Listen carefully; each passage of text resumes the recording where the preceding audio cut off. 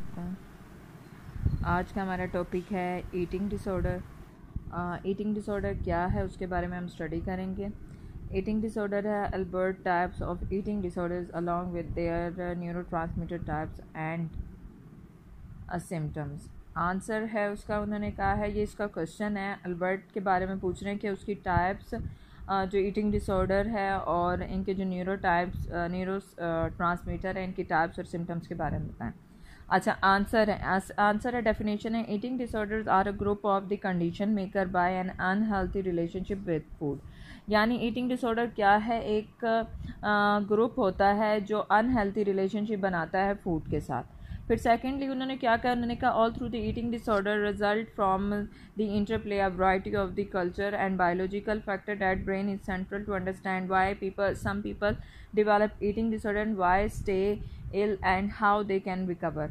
अच्छा, इन्होंने क्या कहा, उन्होंने कहा है जो ईटिंग डिसऑर्डर है अगर उसका रिजल्ट देखा जाए तो हमारे ये या तो फैक्टर ये हमारे बायोलॉजिकली या कल्चरल तौर पर हमारे ब्रेन पर असरअंदाज होता है, जो जिसको ये अंडरस्टैंड करना मुश्किल हो जाता है कि किस वजह से लोग जो है ईटिंग डिसऑर्डर का शिकार होते हैं और किस तरह से वो रहते हैं और किस तरह से रिकवर करते हैं। देन आगे उन्होंने क्या कहा, उन्होंने कहा in recent year the scientific have made the tremendous stride in the understanding their brain science of eating disorder. The difference affects how we eat as well as things like a mood, anxiety, personality and decision making. उन्होंने कहा जब recent कुछ time पहले कुछ scientist ने eating disorder को study की, जो ब्रेन साइंस के ईटिंग डिसऑर्डर हैं उन्होंने स्टडी की। उन्होंने क्या कहा, उन्होंने कहा ईटिंग डिसऑर्डर्स को ईटिंग डिसऑर्डर्स की डिफरेंट टाइप्स होती हैं जो अफेक्ट करती हैं हमारी बॉडी पे, और जिसकी कुछ अफेक्ट्स यानी कुछ चीज़ें होती हैं लाइक हमारा मूड डिसऑर्डर होता है, हमारी जो एंजाइटी स्टार्ट हो जाती है, पर्सनालिटी डिसऑर्डर्स हो जाती हैं, और जब डिसीजन मेकिंग होती है उसको करने में भी मुश्किल होती है। फिर इसके बाद उन्होंने न्यूरॉन्स के बारे में कहा। Neurons send the signals to each other using the chemical now as the neurotransmitter and their receptors, which are proteins on the surface of their cell, recognize a specific neurotransmitter and relay the signals from the outside inside of the cell.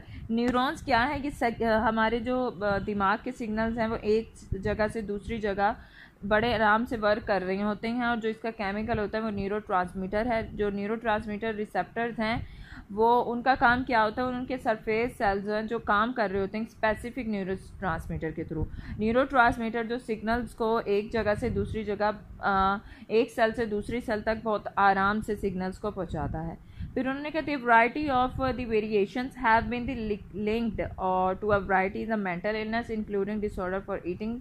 There are two primary neurotransmitter you need to know about the serotonin and dopamine. उन्होंने क्या कहा, उन्होंने कहा जब हमने eating disorders को देखा तो ये मेंटली तौर पर इलनेस बीमारी का बाहिस बनता है, जिसमें ईटिंग डिसऑर्डर्स हैं जिसके दो न्यूरोट्रांसमीटर हैं जिसकी ज़रूरत पड़ती है।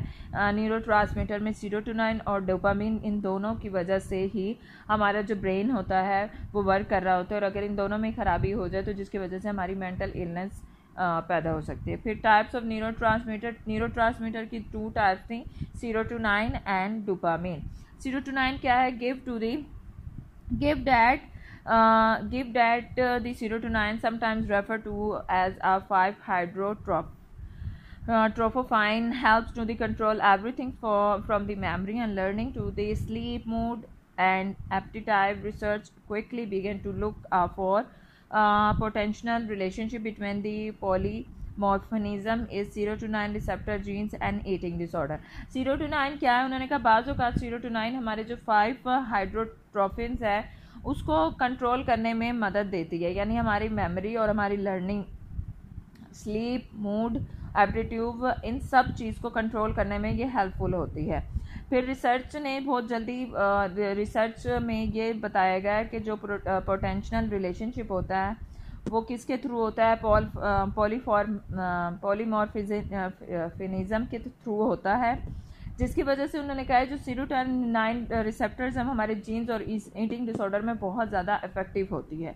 Research found that people who are currently suffering from the anorexia have this significantly lower level or serotonin metabolites in their cerebrospinal fluid than the individuals without an eating disorder। Research के मुताबिक research ने तलाश किया कि जो लोग anorexia disorders में मुब्तला होते हैं उनको अगर देखा जाए तो उसके अंदर सीरोटोनिन के जो लेवल होते हैं वो बहुत ज़्यादा कम होते हैं। जो हमारे ब्रेन के जो फ्लूइड होते हैं इनके इंडिविजुअल्स में उसमें कमी बहुत जल्दी आ जाती है, जिसकी वजह से वो ईटिंग डिसऑर्डर्स में मुब्तला होता है। अब डोपामिन क्या है? Dopamine is a commonly thoughts of as the pleasure chemical due to the its links with the rewarding behaviour and drugs of the abuses. Although dopamine is involved in rewarding the motivated behavior such as the studying to get good grade or going to work early to and rise. It's also help to regulate the movements, memory, hormones, and the pregnancy and sensory processing like serotonin. The overlap of the processing controlled by the dopamine and eating disorder related symptoms causing research and investigate the potential associations. अच्छा, dopamine क्या होता है? Dopamine हमारा एक liquid होता है brain में, जिसकी वजह से अगर उसमें कमी हो जाए या उसमें कोई ख़राबी हो जाए या वो डैमेज हो जाए, उसकी वजह से भी हमारे जो मेंटली तौर पर हम बहुत ज़्यादा डिस्टर्ब होते हैं, जिसकी वजह से उन्होंने कहा है कि अगर देखा जाए कि डोपामिन एक केमिकल है और बाज़ औक़ात जब रिवॉर्डिंग बिहेवियर होता है तो ये ड्रग्स और अब्यूज़ का भी बाहिस बनता है। जब ड्रग्स और अब्यूज़ भी यूज़ होते हैं तो इसकी वजह से भी ब्रेन में जो डोपामिन है वो उसकी कमी हो जाती है। फिर उसके बाद उन्होंने क्या कहा? उन्होंने कहा डोपामिन ज़्यादातर इन्वॉल्व होता है जो मोटिवेशन बिहेवियर में। जब हमें अच्छी स्टडी करें तो हमें ग्रेड मिलता है, गुड ग्रेड के लिए भी हम अच्छी स्टडी करते हैं। और फिर उन्होंने कहा है कि हम सुबह सुबह वॉक के लिए जाते हैं तो उसके लिए भी हमारी बॉडी के लिए बहुत हेल्थी होता है। फिर उसके बाद उन्होंने कहा है ये जो हेल्प करती है हमारे रेगुलेट मूवमेंट को, हमारी मेमोरी और जो हार्मोन्स चेंजिंग होती हैं उसमें भी हेल्पफुल होता है। और एक प्रेगनेंसी में भी ये बहुत ज़्यादा इम्पॉर्टेंट होता है। फिर उन्होंने कहा सेंसरी प्रोसेसिंग के तौर पर भी सीरोटोनिन जैसे होता है उसके लिए भी ये बहुत हेल्पफुल होता है। और अगर इसमें कोई ख़राबी हो जाए तो ये हमारे दिमाग पर बहुत बुरा असर अंदाज होता है। कभी कभी मेंटली तौर पर बंदा इतना डिप्रेस्ड होता है जिसकी वजह से भी या तो वो बहुत ज़्यादा खाना शुरू कर देता है या बहुत ज़्यादा खाना पीने से बिल्कुल ही गुरेज करता है। अब इसकी टाइप्स हैं, types of eating disorder. Eating disorder की 2 टाइप्स हैं, anorexia and bulimia nervosa. Anorexia क्या है? Anorexia nervosa is a psychological and the potential life-threatening eating disorder. Those who suffering from this eating disorder are typically suffering from an extremely low body weight and relative to their height and body types. यानी उन्होंने क्या कहा? उन्होंने कहा जो anorexia नर्वसा है वो एक साइकोलॉजिकल पोटेंशियल हमारा थ्रेट होता है ईटिंग डिसऑर्डर का। इसमें बंदा जो होता है, जो लोग एनोरेक्सिया ईटिंग डिसऑर्डर में मुब्तला होते हैं वो उनके जो एक्सट्रीमली बॉडी होती है वेट बॉडी जो बहुत ज़्यादा लो हो जाते हैं और उनकी हाइट और बॉडी पर बहुत ज़्यादा इफेक्ट होती है। फिर बुलिमिया नर्वसा क्या है? This eating disorder characterised by repeating being of eating followed by the behaviour that compensate from the overeating such as the forced vomiting, exercise or inappropriate use of the laxative or the diuretic। यानी उन्होंने कहा इसमें जो है एक patient बहुत ज़्यादा खाना शुरू कर देता है जिसकी वजह से उसका जो बिहेवियर है वो डिफरेंट शेप में होता है। या तो वो बहुत ज़्यादा वॉमिटिंग उसे स्टार्ट हो जाती है या एक्सरसाइज ज़्यादा हो जाती है जिसकी वजह से भी वो इस चीज़ में मुब्तला हो जाता है। Man and women who are suffer the bulimia में fear suffer with the bulimia may fear the weight gain and feel several unhappy with their body and size and shape। उन्होंने कहा मैन हो या वुमेन हो, अगर वो bulimia में सफ़र कर रहे होते हैं तो वो बहुत ज़्यादा फियर फील करते हैं, उनका वेट गेन होना शुरू हो जाता है और उनकी जो बॉडी होती है वो अनहैप्पी होते हैं एक दूसरे के साइज़ से, अपनी बॉडी के और शेप से। फिर कॉजेज़ क्या हैं? कॉजेज़ उन्होंने कहा है causes of eating disorder biological problem होते हैं जिसमें हार्मोनल चेंजिंग होते हैं, जेनेटिक इशू होता है, फिर उसके बाद कंपल्सरी ईटिंग डिसऑर्डर फूड होता है। साइकोलॉजिकल क्या होता है? उन्होंने कहा strong correlation has been established between the depression and being eating disorder। उन्होंने कहा एक स्ट्रॉन्ग कैरिलेशन होता है जो इस्टेब्लिश होता है जिसकी वजह से डिप्रेशन या मेंटली तौर पर जो साइकोलॉजिकल तौर पर अफेक्ट होता है। Social and culture, traumatic situation होता है, कोई हिस्ट्री होती है सेक्सुअल अब्यूज़ की, जिसकी वजह से भी ये ईटिंग डिसऑर्डर होते हैं। फिर सिम्टम्स ऑफ ईटिंग डिसऑर्डर क्या होता है?